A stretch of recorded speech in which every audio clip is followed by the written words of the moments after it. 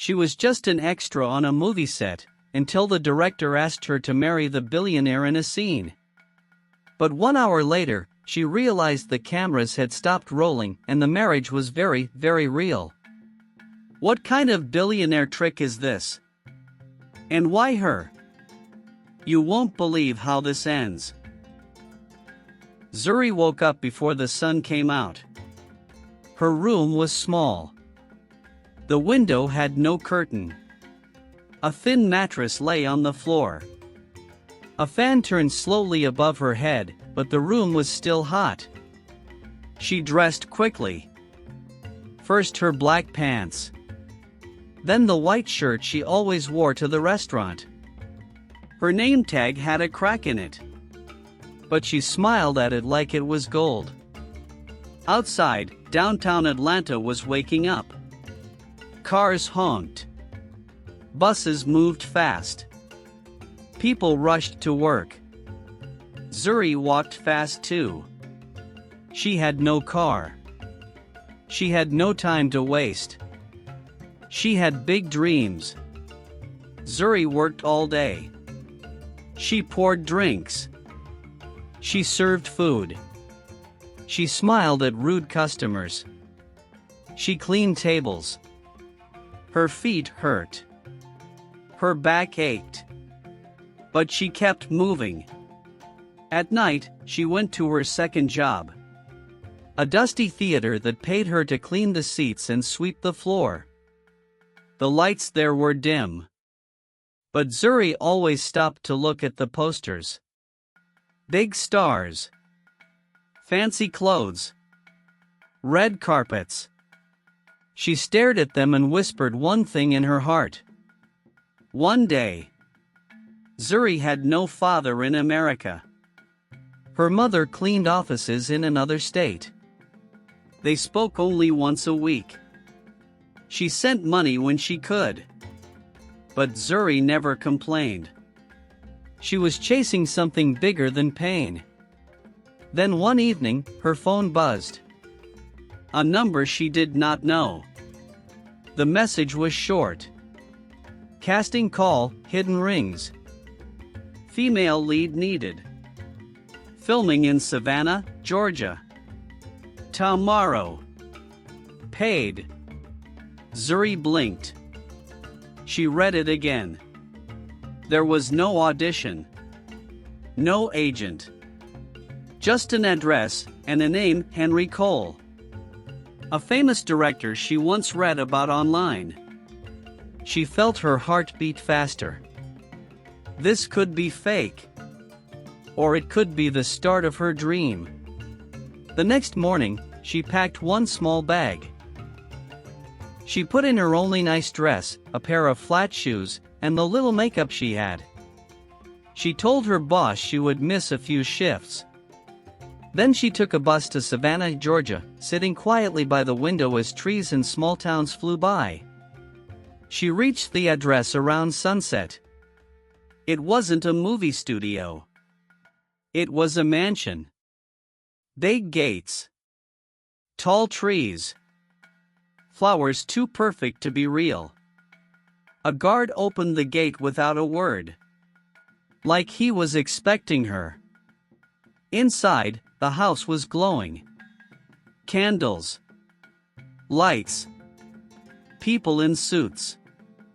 But something was strange. No cameras. No lights. No wires. No crew shouting action. A man in a gray shirt stepped forward. He smiled wide and held out a paper.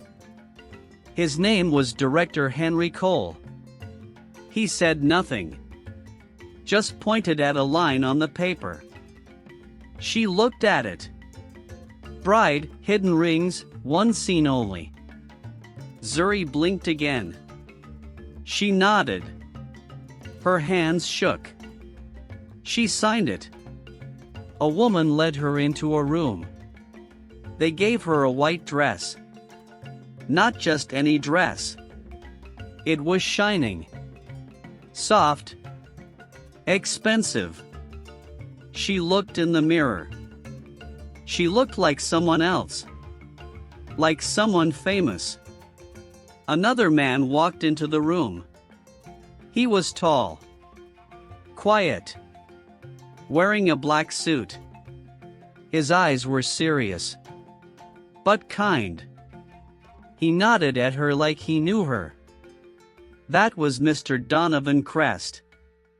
They said he was a billionaire from Silicon Valley, California. He didn't smile much. But his eyes stayed on her face. Someone gave them rings. Someone else lit candles.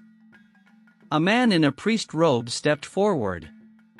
Everyone stood still. Zuri waited for someone to yell action. No one did. Instead, soft music played. And the ceremony began.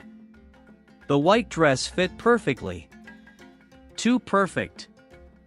Zuri looked down at it and touched the lace. It felt soft like cloud. Not like the usual cheap movie clothes. This dress was real. A soft knock came at the door. A woman stepped in with a smile that didn't reach her eyes. She handed Zuri a small flower to hold and said only one thing, "It's time." Zuri followed her out. The hallway smelled like roses. The lights were warm and golden. Everything felt like a dream. Outside, the garden was glowing. Candles floated in a big fountain. Chairs were set in rows. People sat dressed in black suits and gold gowns. No one had a phone. No one had a camera. Still, Zuri told herself, this is a hidden camera scene. Maybe they're using drones. At the front of the garden stood the man she met earlier. Mr. Donovan Crest. He looked calm. His black suit looked perfect. His hands were behind his back. His eyes were on her again. Zuri's feet felt light as she walked toward him. Someone played music on a small piano. A man in a white priest robe stood between them. His Bible looked real. His words were real too. He asked them to hold hands. Zuri did. He asked them to say vows. Zuri did. She felt dizzy. The sky above her was turning orange as the sun dropped. Then the man opened a book and pointed. Zuri leaned forward. It was a certificate. She thought it was a prop. She signed it. So did Donovan. Everyone clapped. Soft. Like they didn't want to be too loud. Someone handed Zuri a glass of champagne. She took it with a small laugh. Still no one said cut. She waited. Looked around. Searched for cameras. Still nothing. Then Henry Cole, the man who called himself director, stepped near. His smile looked tighter now. He said, "Great job. Stay in character. Next scene's in the honeymoon suite." Zuri blinked. Honeymoon suite? She looked at Donovan. He didn't say anything. He just walked ahead. Another woman in black gently took Zuri's arm. "This way, Mrs. Crest," she said. Mrs. Crest? Zuri looked back. Her name. The paper she signed. It hit her like cold water. The camera never rolled. The lights were too soft. The people were too real. The kiss wasn't acting. And now, she was following a billionaire into a room called the honeymoon suite. The room was quiet. Zuri sat on the soft bed, still wearing the white dress. The sheets were silk. The lights were dim. Rose petals covered the floor. Donovan had stepped out for a moment. He said he needed to make a quick call. Zuri's heart was beating fast now. Her head felt heavy. Something didn't feel right. She stood up and walked around the room. There was no camera. No boom mic. No director shouting instructions. No one yelled cut. She reached for her purse. It was gone. Her phone was missing. Zuri opened the door slowly and stepped into the hallway. It was quiet. Too quiet.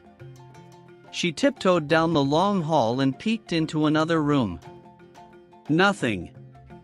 Just gold chairs and empty wine glasses. She walked faster now, opening doors, checking corners. Still no camera crew. No lights. No director. No set. It was all real. She turned a corner and saw a wooden office door. It was slightly open. She pushed it gently and stepped inside. Books lined the shelves. A fireplace crackled.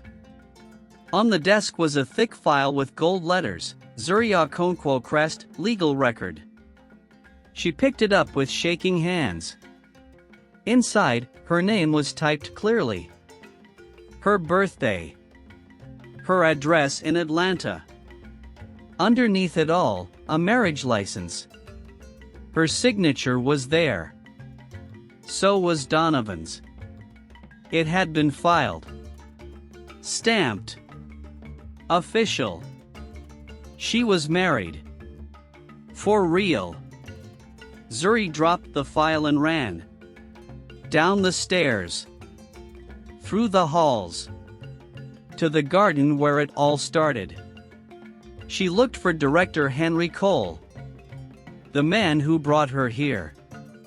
He was gone. She asked the butler. He only bowed. She asked a woman in black. She only smiled. Zuri rushed back to the room and found Donovan sitting by the window, sipping a drink, calm like nothing had happened. She stood at the door, her face full of fear. Her hands pointed at the paper in her hand. He looked at her. His voice was quiet. He said one line. I never lied. I told you it was a scene. But the story is your life now. Zuri stood frozen at the door. Her hands shook. Her mouth was dry. The paper in her hand felt like fire. She was no longer acting. She was no longer dreaming. She was a wife. A real wife. To a man she met only yesterday. She looked at Donovan. He was still calm. Still silent. He stood and walked to a shelf. He pulled out a small black box and placed it on the table. Inside was a stack of papers. One by one, he laid them out. Zuri's name. Her photo. A screenshot of her bank account. Her work schedule at the restaurant. A list of the buses she took. A photo of her giving a $5 bill to a homeless woman sitting on the sidewalk in downtown Atlanta. Zuri stared at it. She remembered the moment. She had no extra money that day. But the woman looked hungry. So she gave it anyway. She never knew someone had been watching. Donovan turned another paper around. It had a seal on it. From a law firm in Dallas, Texas. Zuri read it slowly. Inheritance clause, Donovan Crest must marry a woman with a clean heart and no selfish interest before his mother's final breath. Or lose the $4 billion family fortune. Zuri's heart dropped. Donovan looked at her again. His face was serious now. Every woman he tried to date saw his name and wanted two things: his money or his fame. So he stopped trusting anyone. He built a plan. A strange plan. A secret one. He told his lawyers to search the country for one thing: kindness. That was how they found Zuri. Not from Hollywood. Not from an agent. But from a street camera that captured a waitress helping someone when no one was looking. They watched her for weeks. They studied her life. Her pain. Her honesty. Her dreams. Then they made the fake casting call. The mansion. The dress. The wedding. All of it. Not to trick her, but to test her. Donovan didn't want a rich woman. He wanted a real one. Now she was here. And whether she liked it or not, she was his wife. Zuri packed her small bag. She grabbed her shoes. Her phone was still missing. But she didn't care. She walked quickly down the long hallway, past the big windows and quiet guards. She needed to leave. Now. At the front of the house, two men in black suits stood by the gate. The gate was tall and made of steel. Behind it was a long road that led into a thick forest. Zuri told them she wanted to go. They didn't move. One of them said the land was private. No one could pass without Mr. Donovan's order. Zuri stepped back. Her heart was racing again. She turned and looked at the house. Big. Quiet. Beautiful. Dangerous. She felt trapped. For hours, she sat by the window in her room. The ocean waves crashed softly outside. The sky was pink and gold. She saw maids walking with trays of fruit and drinks. She saw soft lights in the garden. She saw flowers bloom she didn't know existed. Everything around her looked like heaven. But her heart felt like it was still locked in a small room in Atlanta. Later that night, Donovan knocked once and walked in. He placed a plate of hot food on the table and said nothing. He didn't smile. But he didn't force her either. He sat by the fireplace, far from her, and stared at the flames. Day after day, this continued. No cameras. No tricks. Just silence and slow moments. Zuri watched him closely. He never raised his voice. He always waited before speaking. He read books at night. He walked alone in the garden. He never looked at his phone. He never smiled at anyone else. Only her. One morning, Zuri wandered into a small art room. Paintings leaned against the walls. Most were unfinished. She walked slowly past them: mountains, birds, trees. Then she stopped. Her own face stared back at her. A painting. Soft brown eyes. A white dress. Her small smile. It looked just like her. But at the bottom corner, in tiny letters, it said, Zuri. Painted 2 months ago. Zuri's hands went cold. She heard the door behind her open. Donovan stepped in. He looked down, not meeting her eyes. He said he saw her in a video once. She was laughing while washing dishes in a restaurant kitchen. He watched it again and again. Then he painted her. He said she didn't look like the others. She looked like light. And he knew deep inside she was the one. But he didn't know how to tell her. So he planned a way that wouldn't scare her away. The days passed slowly. Zuri no longer fought the guards at the gate. She stopped packing her bag. She no longer searched for a phone. Instead, she sat in the garden, under the warm sun, listening to the sea. Donovan didn't come close unless she wanted him to. He gave her space. He let her breathe. They spoke only when she spoke first. And when she did, he listened, quietly, carefully. He never talked about money. Never talked about power. He only asked about her dreams. Her mother. Her childhood. Zuri felt her walls break, piece by piece. She told him she needed time. 1 week. To decide. He nodded. That night, Zuri lay in the big soft bed. The sheets smelled like flowers. A warm breeze passed through the open window. She reached under her pillow to adjust it. Her fingers touched paper. A letter. No name. No stamp. Just one sheet. The handwriting was messy. Rushed. The ink was smudged. She held it close to the candlelight. It read, "He's not what he seems. I was you once. I wore the dress. I believed the smile. I thought it was love. It wasn't. Run." Zuri's hands shook. Her breath stopped.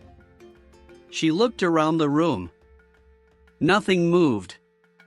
She opened the door and stepped into the hallway. It was dark and still. Only the sound of waves outside. She walked to the balcony. The night air was cool on her face. Down below, Donovan stood alone in the garden. He looked up at the stars, his hands behind his back. Zuri stared at him from above. She held the letter tight in her hand. Her heart beat loud in her chest. She whispered to the wind, "Are you really a blessing, or a beautiful trap?" What would you do if you were Zuri? Would you stay, or run? Tell us in the comments below. Don't forget to like, subscribe, and turn on the bell icon because part 2 is coming soon, and it's even more shocking than this.